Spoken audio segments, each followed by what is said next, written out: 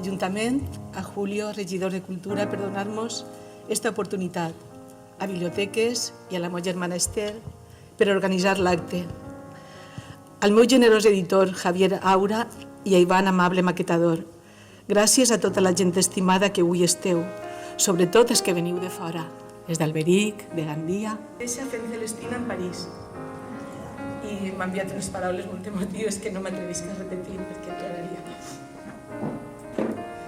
I, per últim, tinc que donar les gràcies, perdona-me Paco, que no queries, però les gràcies a Paco Llorca per tot el que ha après amb ell, per ajudar-me tant en tot de comarca. Es va interessar pel material que tenia, que per a mi va suposar l'inici d'una etapa nova i un camí absolutament imprevist i inesperat. Àvies, bisàvies, és la que dedica temps i entusiasme.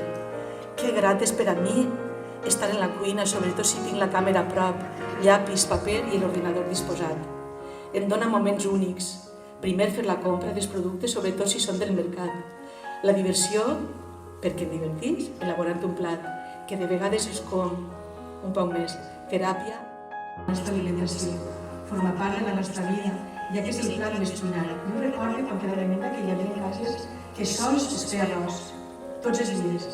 I de vegades per a sopar es guardava els homes que anaven fora a treballar i tal. Es va estendre pel món. A València, sabeu que va arribar de la mà dels àrabs a la fi del segle VIII i principis del IX? Ells van realitzar una veritable revolució agrícola a la nostra terra.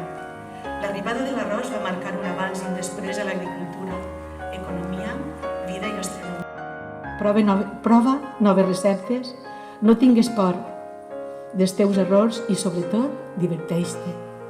Espero que hagi sigut grat trobar-nos ací. Moltes gràcies.